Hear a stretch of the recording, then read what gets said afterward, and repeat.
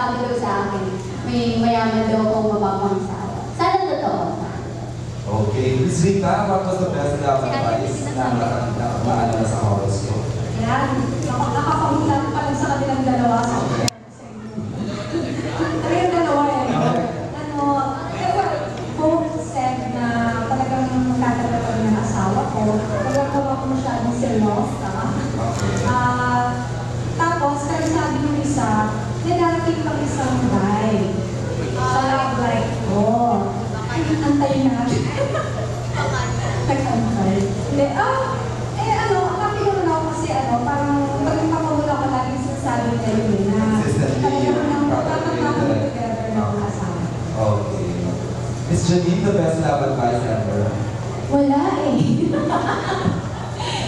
May ba wala yata sa barahe yung love sa akin? Hindi kasi ang dami napupunta sa akin noon. Sabi, sige, I got separated kasi at the age of 33. Okay? Sabi nila, sige, pagdating mo lang 40, makahanap mo yung true love mo. Totoo na. Sabi na, sabi ko, 33 lang ako. Past 40 na ako, wala pa eh. Parang dinig siya. Tapos parang, pero hindi ko nagkatotoo sa akin, hindi sa love eh. Isa na lang kasi ovary ko due to an accident. So, ang chances ko to conceive at that time, medyo 50% na lang siya. Kaya mula sa akin na, magkakaanak pa daw ako, boy.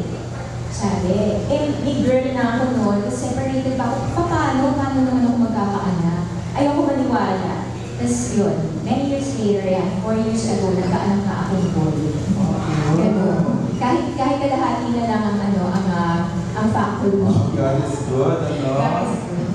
Thank you. Maris, the best advice or love advice or other advice? Hindi po ako nagpapahula. I mean, hindi talaga. Siguro love advice from my mother.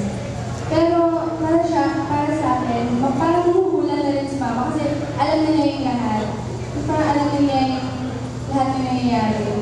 So, parang siguro na-remember ko po na sabi niya sa akin, para mag-lasting love, kailangan ang girl yung mysterious kahit gano'n na palatagal para at least ma-challenge pa rin yung guy. Oh, my friend. Yun. Yun ang sabi niya sa akin. Thank you, Maris. Manolo, the best advice? Never po ako nagpahula, so takot po ako eh. Pero yun, as same as Maris, yung advice ko my mom is to finish high school mo na and siguro start working before you get a girlfriend. Para dapat kasi, for me, dapat establish na yung guy bago mag-girlfriend. Kasi bakit naman na hindi stable yung life mo, tapos nag-girlfriend ka pa. So parang dagdag yung for me. You know, parang mas maganda na pareho dapat stable yung buhay mo. Okay, thank you. Okay naman po siya. Okay, here's a question from Manila ng push.com.ph. Sir Manolo and Amy, since you, before kasi housemates kayo, di ba? And then now you're ano yung changes na napansin nyo from each other from the time na naman kayo sa house? Wala, parang since now na after PBB tapos biglang may movie po kami, sobrang mas maganda kasi comfortable na po kami. So, during the shooting of the movie, sobrang comfortable. So, madali lang yung throwing of lines, parang natural lang yung pag-uusap namin sa movie. So, as of now, we're getting closer and closer. Na-discover ko ba kayo na hindi pala dati? Sa PBB po?